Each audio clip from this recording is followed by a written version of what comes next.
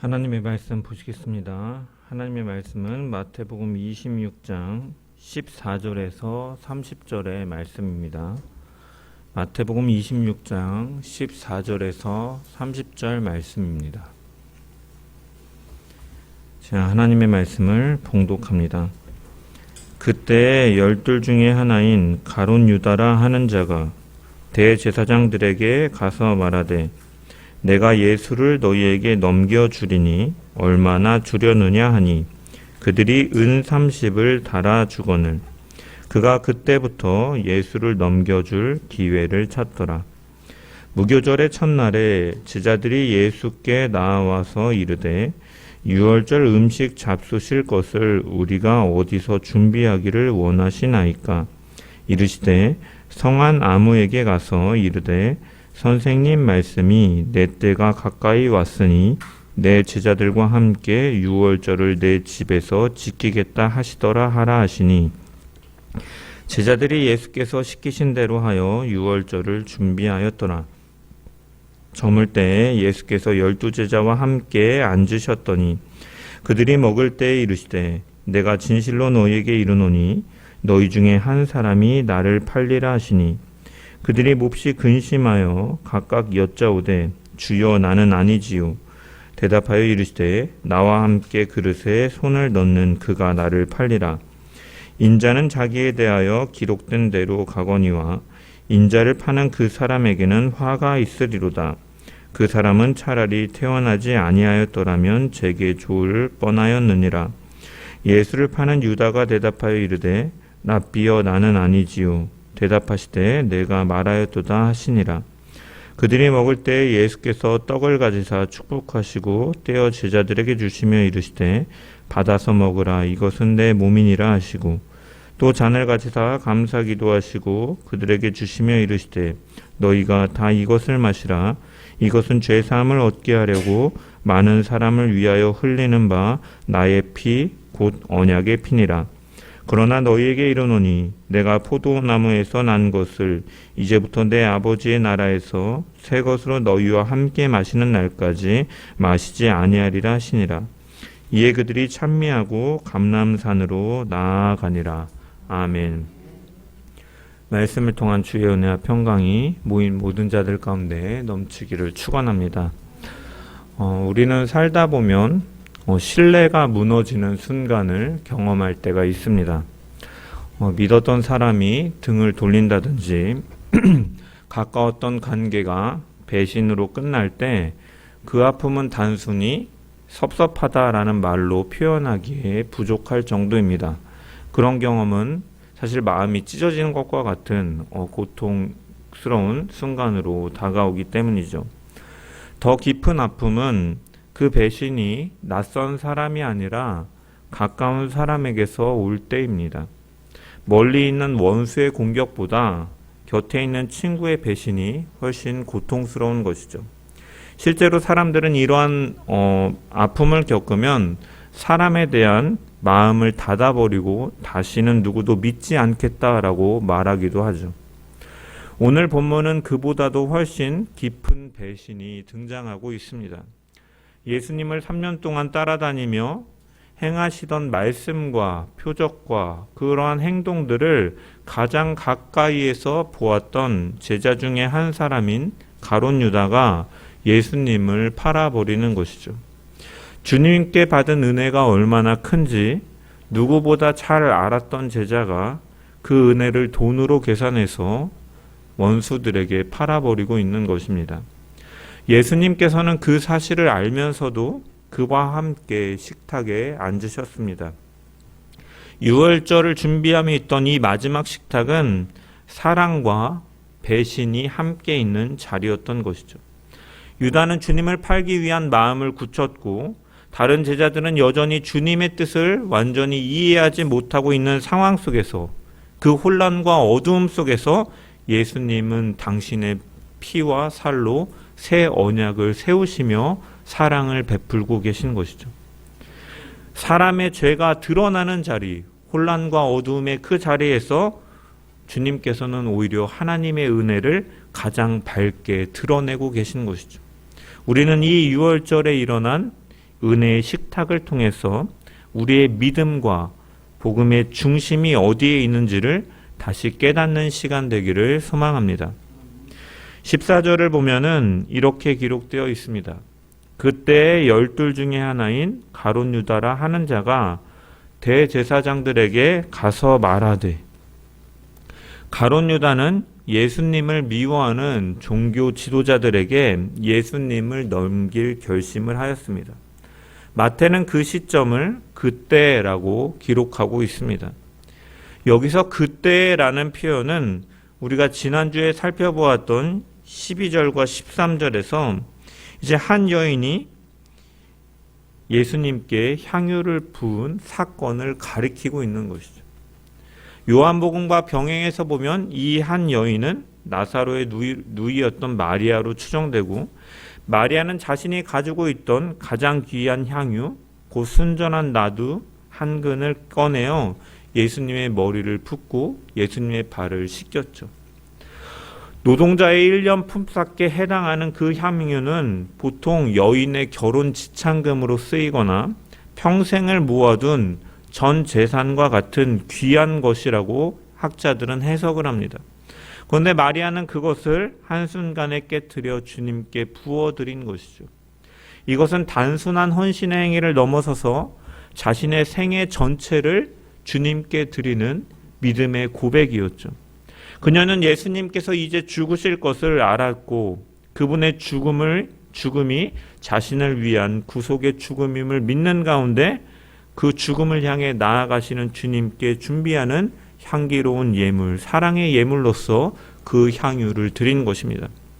바로 그 순간, 그 일이 있을 때 유다는 예수님을 팔아버리기로 결심하는 것이죠. 한 사람은 자신의 전부를 깨트려서 주님께 드렸고, 한 사람은 자신의 욕심을 위해서 주님을 팔아버리는 일이 나타나는 것입니다. 같은 주님 앞에서 한 사람의 마음에는 사랑의 향기가 피어올랐고, 다른 한 사람에게는 배신의 마음이 자라난 것이죠. 15절의 말씀을 보면 이렇게 기록되어 있습니다. 내가 예수를 너희에게 넘겨주리니 얼마나 주려느냐 하니 그들이 은 30을 달아 주거늘. 대제사장들은 예수님을 두고 가격을 흥정하고 있는 가룟 유다에게 은 30개를 주었습니다.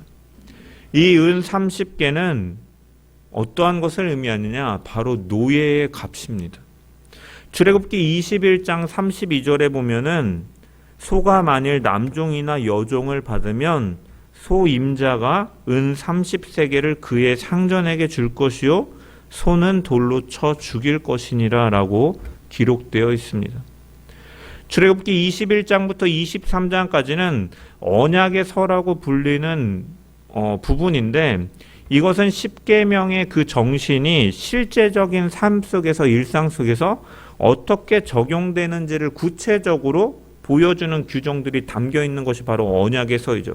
그리고 우리가 보았던 이 21장 32절은 가축이 노예를 다치게 하였을 때 소의 주인은 노예의 주인이었던 자에게 은 30세겔을 목숨값으로 배상해 줄 것을 명령하고 계신 거죠. 그래서 즉 은 30은 노예의 몸값에 해당하는 금액이었다라는 것입니다. 유다는 이 종교 지도자들의 조건을 받아들이고 예수님을 넘겨줄 기회를 찾습니다. 이것은 유다가 예수님을 하나님의 아들로서가 아니라 자기에게 쓸모없는 종으로 여긴 것을 보여주는 반증인 것이죠. 유다는 예수님보다 돈을 더 사랑했습니다. 그리고 그것은 단순히 탐욕의 문제만이 아니라 그것을 넘어서는 문제, 그의 마음의 중심 속에는 잘못된 신앙의 목적이 자리 잡고 있었던 것이죠. 유다는 처음부터 예수님을 따르면서 큰 기대를 품었을 것입니다. 이분이야말로 가르침도 뛰어나시고 기적을 행하시니까 이스라엘을 로마의 압제에서 해방시키실 분이다. 왕국을 세우실 분이다. 나는 이분이 왕이 되면 나는 그 곁에서 한 자리를 차지하리라. 돈과 이 땅의 것들을 추구하며 살았던 자였기 때문에, 사랑하는 자였기 때문에 예수님의 모습 속에서 자신이 그 목적하고 기대하는 바를 원하려고 했던 것이죠. 그는 예수님을 메시아로 믿은 것이 아니라 자기의 꿈을 이루는 도구로 따랐던 것이죠. 그래서 예수님께서 가난한 자, 낮은 자, 버림받은 자의 친구로 사시고 점점 고난받는 종으로 걸어가실수록 유다의 마음에는 불평과 실망만이 쌓였을 것이죠. 예수님이 십자가의 길과 고난과 순환을 얘기하실 때 유다는 마음속으로 이러한 말을 했을지도 모릅니다. 이런 길이라면 나에게 더 이상 의미가 없다. 차라리 이 예수를 팔아서 이익이라도 얻자. 그래서 그는 결국 은 30개, 노예의 몸값 정도의 예수님을 팔아버리고 마는 것이죠. 그는 이미 마음속에서 예수님을 값으로 계산해버리고 마는 것이죠.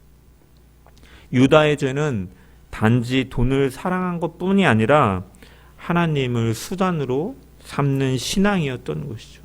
우리는 이 유다의 모습을 통해서 우리가 주님을 따르는 이유를 점검해 보아야 되는 것이죠.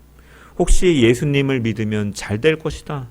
주님을 따르면 내 인생이 풀릴 것이다.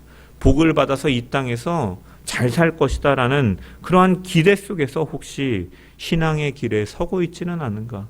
어떠한 보험과 같은, 세상 사람들이 로또를 사면서 한 주간 동안 그 희망으로 산다 그래요. 당첨되면 좋겠지 하면서. 그런 것처럼 예수님 믿으면 혹여나 복을 받지 않을까, 잘 살지 않을까.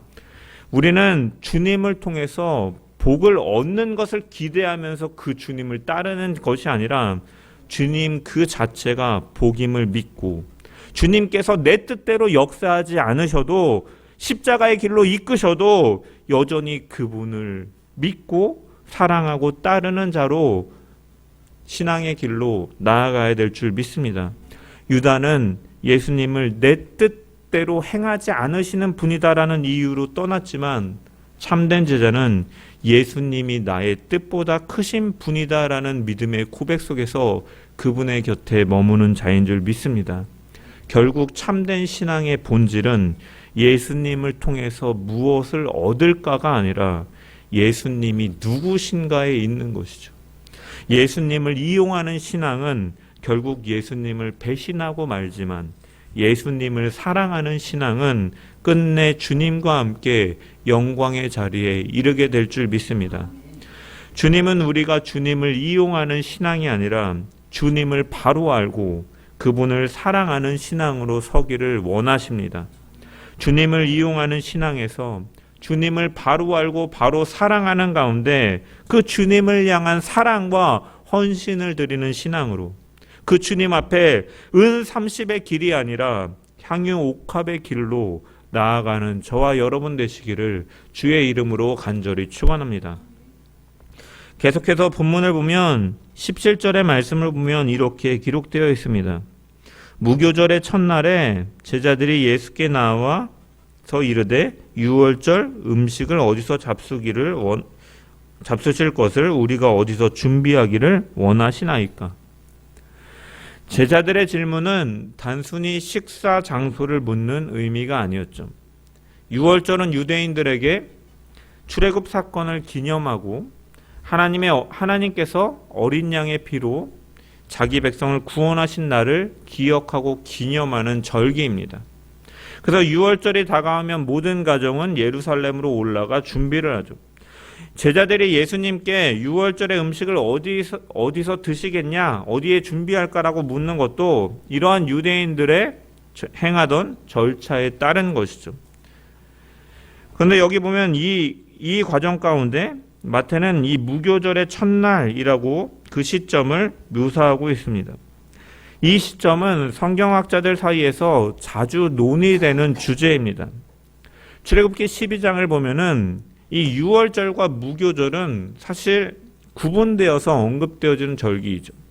유대력으로 보면 유월절은 이 첫째 달 나신월 13일 오후에 유월절의 어린 양을 잡고 그날 해가 진 뒤에 니산월 14일이 되면은 이제 그 고기를 무교병과 이 쓴나물과 함께 먹으면서 유월절을 지키고 그리고 그 다음 날부터 이제 7일간 이제 무교절의 절기로 이어지는 것이죠. 그래서 레위기 23장 5절에서 6절의 말씀을 보면 첫째 달 열 나은 날 저녁은 여호와의 유월절이요 이 달 15째 날은 여호와의 무교절이니 이래 동안 너희는 무교병을 먹을 것이요 라고 기록되어 있죠. 이렇게 유월절과 무교절은 구분되어 있는 절기이지만 또한 시기적으로 또한 의미적으로 연결이 되어 있기 때문에 유대인들은 또한 이 두 절기를 구분하지 않고 하나의 절기처럼 묶어서 부르곤 했던 것이죠.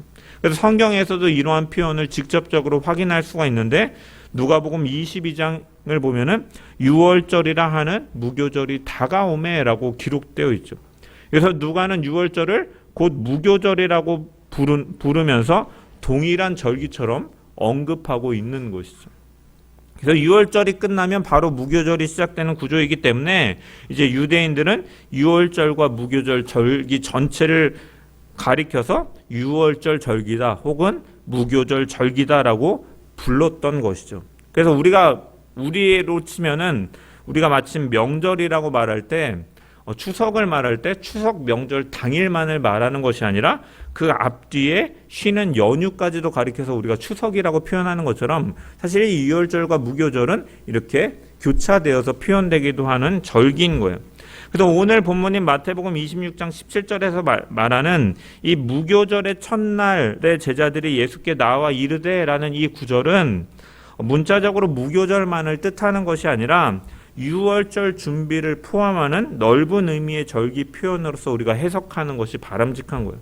그래서 요한복음을 보면 예수님께서 제자들과 이 식사하신 시점을 유월절 전날 곧 그 절기를 예비하는 저녁이라고 가리키고 있는 것이에요. 그래서 무교절의 첫날, 그 유월절이 지난 날이 아니라 바로 그 유월절을 준비하는 이 예비일로서 기록되어 있는 것이에요.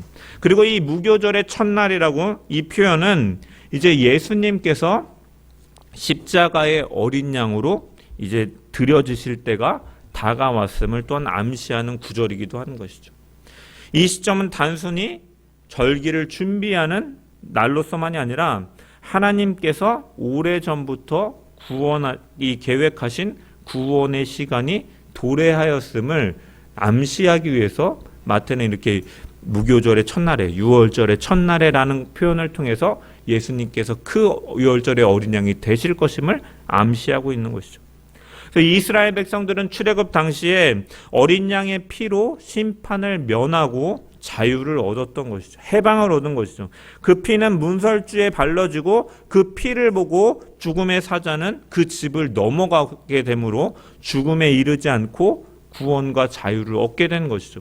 그날의 사건이 바로 너물월 패스오버, 그 심판이 넘어가고 구원이 시작된 날이라는 의미에서 유월절이라고 지칭하는 것이죠. 그래서 예수님께서 준비하신 유월절은 이러한 유월절의 의미 그리고 그 유월절을 넘어서는 참된 유월절임을 나타내고 있는 거예요. 이제는 그 짐승의 피가 아니라 바로 하나님의 어린 양이신 예수 그리스도의 그 살과 그 피로 참된 구원이 이루어질 때라는 것을 알려주시면서 이제 그 이후에 식사 시간에 내 피를 마시라 내 살을 먹으라 라고 말씀하시는 것이죠. 그래서 예수님께서는 이 일이 일어날 것을 말씀하시기 위해서 18절에 보면은 이제 내 때가 가까이 왔다라고 말씀하셨습니다. 이것은 단순히 유월절 식사를 준비하라는 의미가 아니라 자신이 바로 그 유월절의 완성, 참된 어린 양으로 드려질 때가 왔다라는 선언이신 것이죠. 그래서 사도 바울은 고린도전서 5장 7절에 우리의 유월절 양 곧 그리스도께서 희생되셨느니라라고 말씀하고 있는 것입니다. 예수님은 출애굽의 유월절처럼 우리의 죄를 애굽에서 해방시키셨던 그 어린 양과 같이 우리를 죄와 사망의 노예에서 해방시키는 참된 어린 양이신 줄 믿습니다. 그분의 피로 말미암아서 우리는 사망이 넘어가고 새로운 생명이 시작되는 것입니다. 그런데 오늘날에도 보면 이 유월절을 말하고 유월절을 지켜야 구원받는다라고 말하는 사람들이 있죠. 요즘에 참 많이 이 시장을 다니고 저기 다이소 앞에 이렇게 걸어가다 보면은 유월절에 대해 말씀드리려고 합니다. 유월절을 아십니까? 라고 말하는 이 하나님의 교회 사람들이 이렇게 많이도 있어요. 많이 서서 전도지를 나눠주고 있죠. 그들은 유월절을 강조하지만 사실 그것은 예수님께서 이미 완성하신 구원을 인정하지 못하고 인간의 행위를 또다시 붙잡으려고 하는 시도인 거예요. 구원을 이미 예수님을 통해서 완전히 이루어졌고 그분을 믿기만 하면 이루어지는데 또 다른 유월절을 지켜야 된다라고 말하는 것은 예수님의 구원을 부인하고 다른 행위를 붙잡으려 하는 시도로서 말하는 것이죠. 사실 그것은 그리고 이미 죽은 교주인 이 안상홍이 주장했던 새 언약의 유월절을 여전히 지켜야 된다고 말하는 것이죠. 하지만 성경은 분명하게 우리에게 가르쳐 주는 것이죠. 구약의 유월절은 오실 메시아에 대한 예표였고 예수님 안에서 완성된 구원의 그림자다라는 것이죠. 참된 유월절 어린 양이신 예수님의 피 아래 거하는 사람은 누구든지 심판을 면하고 사망이 넘어가고 새 생명이 시작되는 줄 믿습니다. 이제 더 이상 과거의 절기를 지키는 것이 목적이 아니다라는 거예요. 예수님 안에서 참된 유월절은 완성되었고 무교절의 참된 의미가 성취되었기에 그분 안에 있는 자는 새 출애굽의 백성으로 새 언약의 식탁에 초대된 사람들인 줄 믿습니다. 그러므로 우리가 구원받는 길은 어떠한 유월절이라는 절기를 지키는 데 있는 것이 아니라 유월절 어린 양이신 예수 그리스도를 믿고 그분의 죽으심과 부활하심을 믿음으로 사는 것이 바로 구원의 길인 줄 믿습니다. 그 믿음 안에서 우리는 주의 날, 곧 부활의 날에 이렇게 오늘도 함께 모여서 예배하고 예수로 살고 예수로 기뻐하는 새 언약의 백성으로 살아가는 자들이 되어야 될 줄 믿습니다. 계속해서 18절의 말씀을 보면 예수님께서는 제자들에게 이렇게 말씀하십니다. 이르시되 성한 아무에게 가서 이르되 선생님 말씀이 내 때가 가까이 왔으니 내 제자들과 함께 유월절을 내 집에서 지키겠다 하시더라 하라 하시니. 여기서 내 때라는 것은 단순히 시간상의 순간을 의미하는 것이 아니라 또한 이 내 때는 하나님께서 영원 전부터 정하신 구원의 때, 곧 십자가의 때를 의미하는 것이죠. 예수님께서 행하시는 모든 일은 우연이라든지 사람의 손에 맡기고 있지 않으시죠. 배신의 손이 닿기 이전부터, 가룟 유다가 그를 팔기 이전부터 이미 모든 것이 하나님의 주권적인 계획 속에서 진행되어 있음을 우리는 18절의 말씀에서 발견할 수가 있는 거죠. 그분은 그 계획을 알고 계셨고 정하셨고 그 길을 스스로 걸어가신 것이죠. 아무한테나 가서 말하면 그것이 될 것이다라고 하는 것은 예수님께서는 그것을 미리 정해 놓으셨다라는 거예요. 그래서 사람들은 예수님의 죽음을 음모와 배신의 결과로 보기도 하지만 복음서는 분명히 증언하는 것이죠. 그 모든 과정은 하나님의 손 안에 있었던 것이고 사람의 그 악한 일까지도 사용하셔서 하나님의 선하신 일 가운데 사용하시고 또한 예수님은 스스로 그 길을 순종함으로 걸어가셨다라는 거예요. 그래서 요한복음 10장 17절에서 18절의 말씀을 보면 주님은 내가 내 목숨을 버리는 것은 그것을 내가 다시 얻기 위함이니 이로 말미암아 아버지께서 나를 사랑하시느니라. 이를 내게서 빼앗는 자가 있는 것이 아니라 내가 스스로 버리노라. 나는 버릴 권세도 있고 다시 얻을 권세도 있으니 이 계명은 내 아버지에게서 받았노라 하시니라 라고 말씀하셨습니다. 이처럼 십자가는 억울하게 타인에 의해서 억지로 당한 고난이 아니라 스스로 우리를 위해 자신의 생명을 내어주시는 사랑의 순종이었다라는 것이죠. 그래서 제자들이 어디서 유월절을 준비할까요? 라고 묻자 예수님께서는 이미 준비된 사람과 장소가 있음을 말씀해 주신 것이죠. 하나님께서 아브라함에게 여호와 이레의 은혜 속에서 양을 수장을 예비해 놓으신 것처럼 참된 어린 양이신 예수님께서 자신을 내어주실 때도 미리 하나님께서 예비해 놓으신 가운데 이뤄 가시는 것이죠. 이처럼 구원은 언제나 하나님께서 먼저 준비하신 일입니다. 우리가 준비한 것이 아니라 하나님께서 우리를 위해 준비하신 식탁이고, 우리의 선택이 아니라 하나님의 사랑이 먼저 움직인 은혜임을 기억하며 우리는 감사해야 될 줄 믿습니다. 이후에 유월절 식탁에서 벌어지는 일들은 예수님의 사랑과 복음의 본질을 선명하게 우리에게 보여주고 있습니다. 예수님께서는 제자들과 함께 유월절 식탁에 앉으셨죠. 본문 20절에 보면은 이렇게 말씀합니다. 저물 때에 예수께서 12 제자와 함께 앉으셨더니. 유대인들에게 식사는 단순히 음식을 나누는 자리의 수준을 넘어서서 서로를 받아들이고 관계를 맺는 언약의 상징인 것이요. 그래서 초대교회에서 예배를 드리고 서로 식탁의 교제를 갖고 떡을 떼며 나누는 것 역시도 우리가 주님 안에서 하나가 되었다라는 그러한 관계 속에서 언약의 상징으로 드려지는 행위였던 것이죠. 그렇기 때문에 여기서 예수님께서 함께 제자들과 함께 앉으셨다라는 것은 단순히 식사 자리를 함께 했다라는 뜻을 넘어서서 친밀한 교제, 언약의 자리, 사랑의 초대로서 이루어졌음을 나타내고 있는 것이죠. 그런데 여러분, 그 식탁에 누가 함께 앉아 있습니까? 12 제자와 함께 앉으셨더니, 그 식탁에는 자신을 팔아넘기고 배신할 유다 역시도 주님은 함께 그와 앉으셨다라는 것이죠. 그럼 예수님께서 그 사실을 몰랐기 때문에 그 유다와 함께 앉아 계신가? 그렇지 않다라는 것이죠. 21절에 보면 그들이 먹을 때 이르시되 내가 진실로 너희에게 이르노니 너희 중에 한 사람이 나를 팔리라 하시니, 이미 주님은 알고 계셨던 것이죠. 그러나 놀랍게도 주님은 그 사랑의 식탁에, 은혜의 식탁의 자리에 유다를 식탁에서 내쫓지 않으셨던 것이죠. 주님은 그에게도 떡을 떼어주시고 함께 잔을 나누어 주셨습니다. 이것이 바로 주님의 사랑이고 복음의 본질인 것이죠.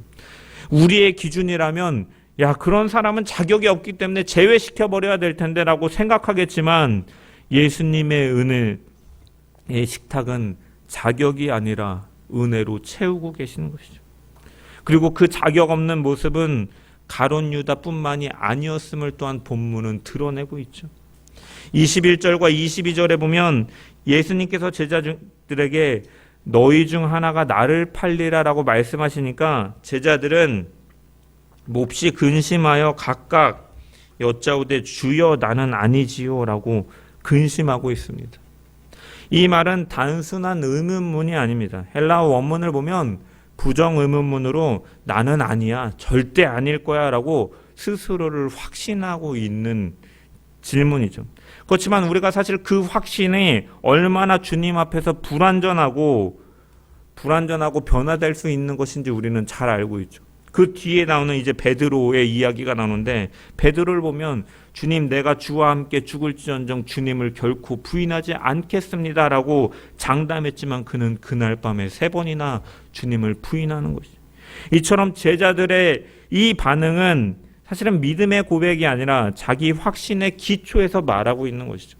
그들은 아직 십자가의 길을 완전하게 이해하지 못하고 있는 상황. 그들에게 믿음이라는 것은 주님이 세상의 왕으로서 승리하실 것을 믿는 것이었죠. 그래서 예수님이 고난받고 죽으신다고 하실 때 그것은 상상조차 할 수 없는 일이었다라는 거예요. 그래서 제자들이 확신을 갖고 예수님을 따른다라는 것은 주님이 세상을 이기실 때 그 곁에 서겠다라는 결심인 것입니다. 주님, 나도 그 자리에 끝까지 해서 영광의 자리에 참여할 것입니다. 나도 주님의 우편에, 주님의 좌편에 앉기를 원합니다. 그것은 사실 믿음처럼 보였지만 사실은 자기 확신인 것이죠. 나는 끝까지 주님을 따를 수 있다라는 자기 의지인 거예요. 그리고 그러한 모습이 사실은 우리 가운데도 나타나는 것이죠. 나는 흔들리지 않아. 나는 주님을 떠나지 않아. 그렇게 말하지만 사실 우리의 마음은 생각보다 쉽게 흔들리는 것이죠. 순간의 두려움 앞에서, 예상치 못한 고난 앞에서 우리가 얼마나 연약한지 스스로 놀랄 때가 많이 있죠. 사실 우리도 제자들과 다르지 않다라는 거예요. 나는 아니지요 하는 그들의 말처럼 우리도 모르는 사이에 마음으로는 주님을 떠나 있는 순간이 또한 있을 것이다. 하지만 그럼에도 불구하고 주님은 포기하지 않으시는 분입니다. 우리가 무너질 걸 아시면서도 그 자리에서 다시 손을 내밀어 주시는 분이 바로 주님의 은혜인 것이죠. 와서 먹으라, 이것이 너희를 위한 내 몸이니라. 주님은 흔들리는 제자들을 꾸짖지 아니하시고 식탁으로 초대하신 것이죠. 그것이 바로 복음의 자리이고 지금 우리에게 주시는 은혜인 줄 믿습니다. 주님은 우리보다 우리를 더 잘 아시는 분이십니다. 우리가 때로는 넘어질 것도, 실수할 것도, 때로는 주님을 외면할 순간도 알고 계시는 분이죠. 그럼에도 불구하고 주님은 여전히 우리를 그 식탁으로 부르시는 분이십니다. 주님은 유다에게도 그렇기 때문에 마지막까지 회개의 기회를 주셨습니다.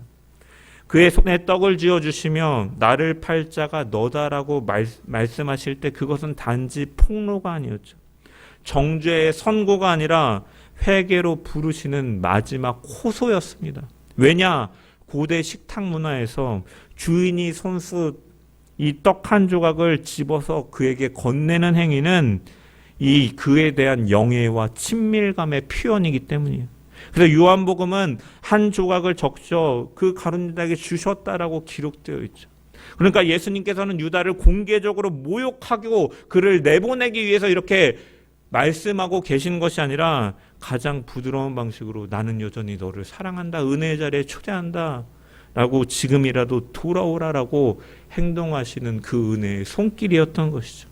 그래서 이 행동은 사실 시편 41편 9절에 내 떡을 먹던 친한 친구가 내게 발꿈치를 들었다라는 이 예언의 성취이면서도 또한 그 동시에 그 친구에게 보내는 마지막 사랑의 제스처였던 것이죠. 실제로 겟세마네 동산에서 주님은 자신을 팔기 위해서 군병들을 이끌고 온 유다에게 뭐라고 말씀하십니까? 마태복음 26장 50절에 보면 친구여 내가 무엇을 하려고 왔느냐라고 말씀하시죠. 그에게 끝까지 문을 닫지 않으시고 친구여라고 말씀하시는 그 호칭 속에 바로 예수님의 사랑과 은혜를 우리는 깨달을 수가 있는 것이죠. 하지만 유다는 결국 그 은혜의 손길을 뿌리치고 어둠 속으로 걸어갔습니다. 그는 주님과 함께 앉아 있었지만 주님 안에는 거하지 않았던 것이죠. 그의 자리는 예수님 곁이었지만 그의 마음은 이미 세상의 어둠을 향해 있었던 것입니다. 그가 떠난 순간에 대해서 요한복음은 짧게 기록합니다. 요한복음 13장 30절에 보면 유다가 그 조각을 받고 곧 나가니 밤이더라. 여기서 밤이더라라는 표현은 단순히 시간의 밤만을 가리키는 것이 아니라 유다의 영혼이 그 빛이신 예수님을 거절하고 떠나서 어둠에 있음을 드러내는 표현이었던 거예요. 빛이신 예수님의 은혜의 부르심을 거절하고 나가면 밤이 되는 것이죠. 참된 신앙은 무엇입니까? 바로 그 은혜의 부르심 앞에 돌아오는 신앙인 줄 믿습니다. 오늘도 주님은 그 은혜 속에서 우리를 그 자리로 부르시는 것이죠. 내가 너를 알고 있다. 내가 나를 외면했던 순간도 안다. 그러나 나는 여전히 너를 사랑한다. 라는 그 사랑 속에서 주님은 우리를 부르시는 것이죠. 26절에 보면 예수님께서는 제자들에게 말씀하십니다. 와서 먹으라. 이것이 내 몸이니라. 예수님은 그 식탁에서 제자들을 꾸짖고 있지 않으십니다. 아직 확실히 십자가의 뜻을 깨닫지 못하고 그 이후에 베드로가 부인할 것을 아시면서도 왜 이렇게 너희는 부족하냐 책망하지 것이 아니라 오히려 떡을 떼어 나눠주고 계시는 것이죠. 예수님은 흔들리는 자도 품으시고 배신할 자에게도 떡을 내어주시는 것이죠. 그것이 바로 주님의 사랑이고 복음의 본질인 것입니다. 그 사랑은 넘어진 사람을 일으키는 세우는 사랑이고 자책에 빠진 사람에게 다시 일어날 힘을 주는 사랑인 줄 믿습니다. 예수님은 유다가 어둠 속으로 나가버렸을 때 그 어둠을 그냥 내버려 두시지 않으셨죠. 그분은 십자가에서 모든 자들의 죄를 대신 짊어지신 것이죠. 우리가 받아야 할 수치와 심판을 대신 당하신 것입니다. 그래서 우리가 더 이상 그 어둠에 머물지 않도록 주님께서는 행하셨습니다. 그 어둠을 끝까지 담당하신 예수님 덕분에 우리는 이제 그 빛이신 예수님 안에서 다시 시작할 수 있게 된 것입니다. 그것이 바로 십자가입니다. 십자가는 인간의 죄가 가장 깊이 드러난 자리에서 하나님의 사랑을 가장 선명하게 드러내신 사건인 것이죠. 그리고 바로 그곳에서 예수님께서는 새 언약의 피를 흘리신 것입니다. 그 피가 바로 우리를 깨끗하게 하고 하나님께 다시 나아갈 길을 여신 것이죠. 죄사함을 얻게 하시려고 많은 사람을 얻기 위하여 흘리는 나의 피, 곧 언약의 피니라 말씀하신 그 일을 행하신 것이죠. 그래서 우리는 절망 중에 다시 소망을 말할 수가 있고 넘어졌어도 다시 일어설 수 있는 줄 믿습니다. 말씀을 마무리합니다. 예수님께서 제자들과 나누었던 그 마지막 유월절의 식탁은 지금 우리의 예배 속에, 또한 우리가 행해지는 성찬 속에, 또한 우리의 삶 속에서 여전히 이루어지고 있는 사건입니다. 우리는 주님 앞에 설 때 마치 그날의 제자들처럼 설 때가 있습니다.